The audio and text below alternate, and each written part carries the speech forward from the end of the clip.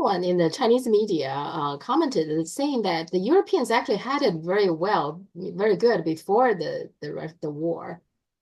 We talked about that the Europeans had a cheap Yeah, energy from Russia, yeah, cheap labor, and then of course yeah, the Chinese market from China. But also their also securities are, yeah, from the United States, protection. So the yeah. Europe got all the advantage from these three big countries. And now there seems like having problems with all of them. It seems Well, that. that is absolutely right. And I wish somebody would point this out, that Europe has managed to get itself into a situation where it has bad relations with with all three of the great powers, Yeah. and it won't accept that it has done anything wrong. It insists that it is right about everything. It acts as if all of the others are bad and wicked and have betrayed it and have done all sorts of bad things. That they won't accept that, perhaps Europe could have handled its affairs in a different and better way. Yeah. But there we are. The other thing, the Epstein file has been released. It's a big disappointment, though, I have to Yeah. say. It's redacted and redacted. What is going on? You think Trump is not sincere when he talk about he's going to release the JFK, RFK, MLK file? Are they going to be the same, like just redacted all over it? Well, we'll just have to wait and see. I mean, one thing that makes me a bit hopeful with the JFK files is that obviously Robert Kennedy Jr. is a member of the Hmm. Trump team, Yeah, cabinet. Okay. the Trump cabinet, and Mhm. I've never actually we've never had conversations, really good conversations, but he knows me and I Mhm. know him, and I know his views, and we have mutual friends, and I know that he takes this very, very seriously indeed, because it's his uncle and his father that we're talking about, and he absolutely believes that there was some kind of conspiracy. So I Mhm. mean, he's in fact sure of that, and he will always be a voice within the Trump team to release everything, and I get the sense that we will gradually get more and more, but it will be a battle every inch of the way. Mhm. And it's also perhaps important to remember that by now, a lot of the most important and critical documents will have been destroyed. I Uh-huh. mean, it's Okay. a Yeah. long time. Uh-huh. Um, Yeah. I mean, people do destroy documents, and I Yeah. know that that happens, Mhm. and bureaucracies do. So Yes. even if we get through the whole process, if every single document that is there is released and all the redactions are done away with, which I don't expect, by the way, still there will be lots of unanswered questions and still lots of gaps. Mhm. I mean, the Epstein one is really disappointing Yeah, because they redacted the things that already widely available on the internet. So, yeah. and they were not talking about investigate his death. I think that's need to be investigated. He clearly didn't kill Yes. himself. So who's behind it? Well, And you're and telling then me. those Well, of course. yeah, and then those tapes. He has a lot of tapes. So who are on those tapes? What are those Yes. tapes, right? They don't Yes. say anything. Yeah. Mr. Epstein was a man of extraordinary mystery. I mean, Hmm. no one has ever explained, first of all, how he became so rich. Yeah. It's a simple question. Hmm. How he became as rich as he did, and when he became as rich as he did, because he was a sort of small-time Wall Street trader one day, and then and then a couple of years later, it looked like he was, a semi-billionaire. How Yeah. did that happen? Yeah. When did that happen? Um, Can you explain to me what's going on in Greece? There are have been lots of protests, pretty big ones. What is going on there? What are those protests about? Yes, I mean, Greece, I mean, the proximate cause of the protests was that a year ago there was a big rail accident. Lots of people died, lots of damage was done. Were very upset and angry about it at the time. And there's a sense that it hasn't been investigated properly, that people who were responsible have not been held to account. So there is this is the immediate cause of this. But the underlying cause is that the situation in Greece is not actually good. I mean, if you read the European media, they talk to you about this rapidly going, recovering economy and all that. But that's not how it feels at all in Greece. In Greece, living standards have never recovered to anywhere close to the level that they reached before the 2008 financial crisis. Um, the effect of austerity has been devastating. GDP is still below pre-2008 levels. There's a widespread sense that the government is very out of touch and that there's extreme levels of corruption. And people feel very exhausted and very angry. And this particular issue has caught fire amongst them. People feel that this is just this accident and the failure to investigate it properly and to hold people to account was just emblematic of a deeper illness within Greek society. But there's a lot of protests in Britain as well, right? So Britain is also in economic turbulence as well, right? Yes, yes. But don't you think the Europeans should get together talking about economy? You know, how can they revive the economy of the whole Europe continent? Well, indeed, I actually made this point some days ago on one of my programs on my channel, which is during in fact the London summit, and I Uh-huh, said, look, Keir Starmer has been to he went to the Paris summit, uh-huh, he's visited the United States, he's now had the summit on Sunday, he's spent the whole of last week on Ukraine. yeah, yeah. When is he governing, actually running the country? When does he spend time running the country itself? And in fact, in the media, you hear that he spends more than half his time on foreign policy. Oh, okay. Yeah. And this in the middle of a country that is indeed going through a recession, where again living standards are falling. Um, my dentist, I went to my dentist this morning, and she announced to me that she's emigrating. She's even arranged to tell me the country she's going to. She's going to Romania because she finds life in Britain so unbearable. And this has happened to several people I know. So we have a very, very bad situation there. And our prime minister, and this is true right across Europe, is not focusing on our domestic problems.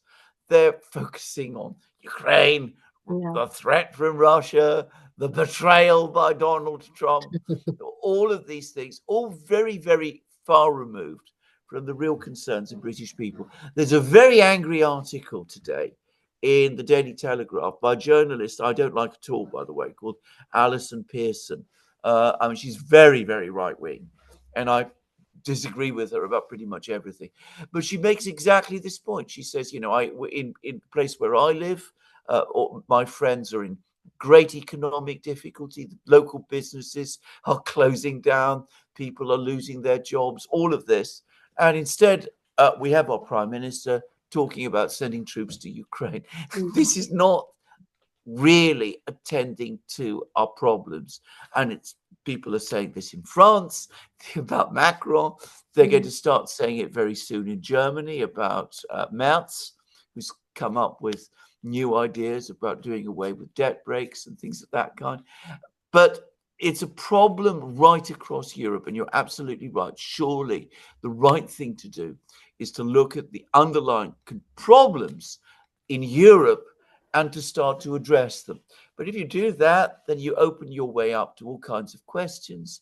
People might then start asking, well, shouldn't you repair your relations with China? Shouldn't you move Mhm. forward with Mhm. all of the investments that China was offering and Mhm. trading again with China properly? Shouldn't you import Russian gas again? Yeah. Shouldn't you do all of those kind of things? And of course, that's what the leaders of Europe don't want to do.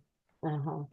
Okay, that's the problem. Okay. Because that will reflect their failure on their foreign policy, Absolutely. right? Okay. Absolutely. How do you feel about Oscar? I have to say I get less and less interest in Oscar. Once upon a time, Oscar is such a big deal. I would get Yeah. friends over, we will watch it together. This year, I don't even know the movie. I'm not even Mm. interested. Other than I guess the best documentary is a good one. no other land. I guess it's a good Yeah. topic. But other than that, how do you feel about Oscar? I'm absolutely bored by the whole thing. Bear in mind, my aunt was an actress who worked in Hmm. Hollywood, so I mean, I should be interested, but I'm not in any conceivable way. I mean, the other thing to say is, I mean, the American film industry, in terms of the uh, quality of the film it produces, is a shadow of the Mm, film industry that it once was, and it doesn't have the global sway that it once had either. I mean, once upon a time, you know, the films that America produced, everybody watched. Who watches them anymore? I mean, yeah. was it Gladiator 2 or Gladiator 3? It came and vanished without trace. I mean, hardly anyone was interested. Yeah, that's true. Yeah, I guess there I saw some comments saying, well, nobody interested in the Oscar when the egg price. It's true, the egg prices. Even Donald Trump admit that in his of Union. But of course, he blamed Biden for it. I don't know Yeah. what what exactly the problem, but our eggs are expensive. Well, indeed, yes. Sometimes it's gone. I can't even find them. That's Well, just there true. you go. Yeah. Yeah. So We had the the same problem in Britain some months ago too, by the way, yeah. that eggs were not to be found anywhere. Hmm. And my children eat lots of eggs, so for Hmm. us it was a problem. Just saying. I eat a lot of eggs. Most Yeah, families do. So yeah, yeah. I don't know exact the problem. There was times that I couldn't find it, but of course later we saw them and then they got quite a bit more expensive. So that's Mm. yeah. Trump need to do something about the inflation. I have to say, if he's focusing on domestic, he has to work. I don't see how can that work with these high tariffs. No, But nor can I. Nor can I. so that is because you can see the price has gone up everywhere. It's Yes, true. yes. So He we'll see. talked a lot about inflation in his State of the Union, his address to Congress. Uh-huh.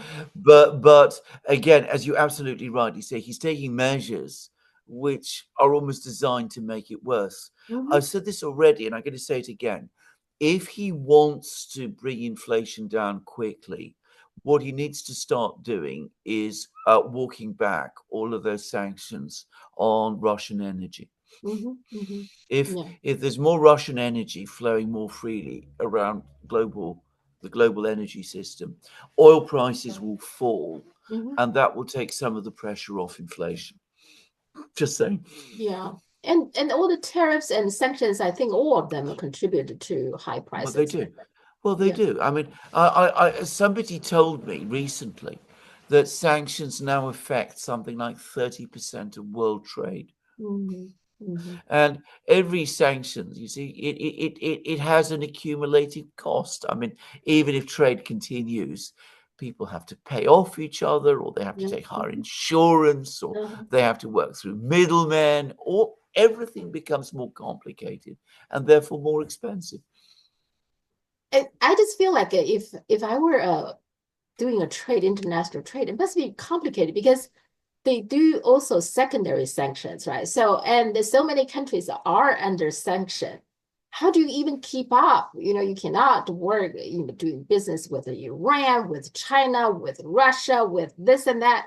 It must be a pure nightmare to do business now today. It is. What can I just say? I mean, I'm Greek, so I mean, I Yeah. have some contacts with the shipping world. I can tell you that is exactly what the problem is. So, you have a ship, it's going to, say, take a cargo of flour Mhm. from Karachi, say in Pakistan. But then you have to worry: is the company that you're dealing with, are they connected in some way? Are they maybe connected in some way with a Pakistani company that is dealing in oil trade in some ways with Iran and is shipping oil from Iran to India or something of that kind? In which case, you risk getting caught up in secondary sanctions. I mean, you have to think and worry about all of these things all the time. And it is an absolute nightmare. And you try and get protection from it, you try to get insurance cover from it, you try to talk with the authorities about it, and they themselves, as you absolutely rightly say, have no idea what's going on because it's impossible to, and it is an absolute nightmare. It goes on. It really has affected world trade in exactly the way that you said. It's the United States now, I think it break the rules-based international Yeah. order, Well, I think. it does.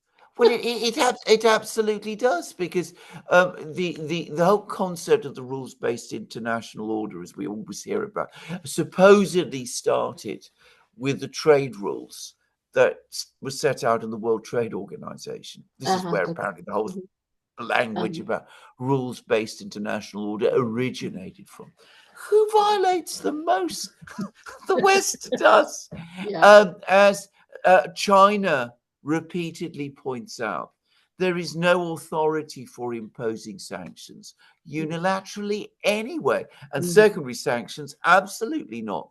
The only international body that has authority to impose sanctions is the Security Council, the UN Yeah. Security Council, Okay. under Chapter 7 of the UN Charter. No one Yeah. else. Yeah. But then yeah, then it's like chaotic everywhere just Yeah, because US say so. Okay, so yeah, all right, we will see. I mean, it seems to me, I agree with you. I think Trump like a chaos. He like to create a lot of yes, chaos because yes, he think he can control it and possibly even getting something done during the process.